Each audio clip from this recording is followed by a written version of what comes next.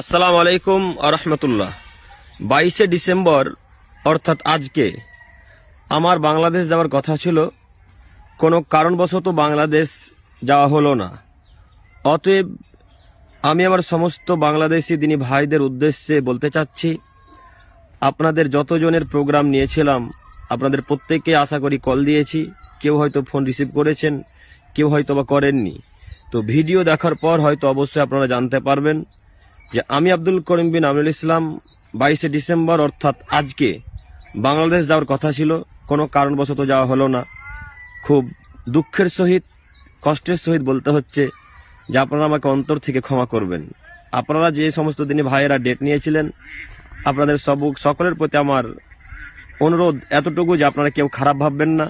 কোনো কারণবশত যাওয়া হলো না, আপনারা অবশ্যই আমাকে নিজের ছোট ভাই হিসেবে, বন্ধু হিসেবে ক্ষমা করবেন।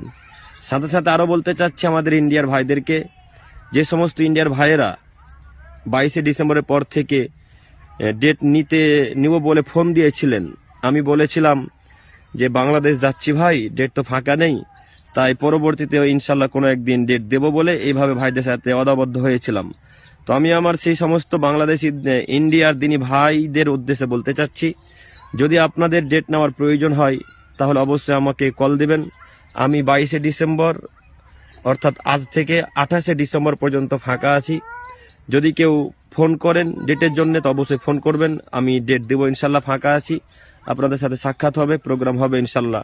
আমি ভেবেছিলাম 22শে ডিসেম্বর থেকে নিয়ে 28শে ডিসেম্বর পর্যন্ত বাংলাদেশে থাকবো, তারপরে আবার 29 তারিখ চলে এসে আবার 31 তারিখ আবার বাংলাদেশ যাবো, 12 জানুয়ারি পর্যন্ত থাকবে, এটা চিন্তা ভাবনা করেছিলাম। তো একেবারে কোনো কারণবশত আমি একেবারে 22শে ডিসেম্বর অর্থাৎ আজ থেকে নিয়ে 12 জানুয়ারি পর্যন্ত যত ডেট ছিল সমস্ত ডেটগুলোকে ক্যান্সেল করলাম। আমি আমার সমস্ত দিনী ভাইদের উদ্দেশ্যে বলতে চাচ্ছি যে আপনারা আমাকে খারাপ ভাববেন না, আমি কারণবশত ডেট ক্যান্সেল করলাম। আরও ইত্যাদি যে সমস্ত বক্তারা যাবে বলেছিল বাংলাদেশ, তারাও সবাই ক্যান্সেল করেছে। সকলে যাচাই বাছাই করবেন, কেউ খারাপ নেবেন না ইনশাল্লাহ। সাথে সাথে আমি আমার ভারতবাসীকে অনুরোধ করে বলতে চাচ্ছি, যদি কেউ ডেট নেব প্রয়োজন মনে করেন বা ডেট নিতে চেয়েছিলেন, অনেক ভাই কল করেছিলেন, আমি ফাঁকা নেই বলেছিলাম তাই আপনার ডেট নিতে পারেননি। তো সেই সমস্ত দিনে ভাইদের বলতে চাচ্ছি আমার বাংলাদেশ যাওয়া ক্যান্সেল হয়ে গেছে। শুধু আমার নয়, বেশ কয়েকটা বক্তারই ক্যান্সেল হয়েছে বা যাইনি আমরা কোনো কারণবশত। তো সেই সমস্ত দিনই ভাইদের উদ্দেশ্যে বলতে চাচ্ছি আমাদের ভারতের, যে যদি ডেট নিব মনে করেন তো অবশ্যই আমাকে ফোন করবেন। আমার তো ফোন নাম্বার আপনাদের কাছে আছে অবশ্যই, যদি না থাকে আমি আবারও ডিসক্রিপশনে নাম্বার দিয়ে দেবো, আপনারা অবশ্যই কল করবেন। সকল বাংলাদেশি ভাইদের কাছে আমার অনুরোধ, আপনারা আমাকে ক্ষমা করবেন। আসসালামু আলাইকুম আ রহমতুল্লাহি ওয়া বারাকাতুহু।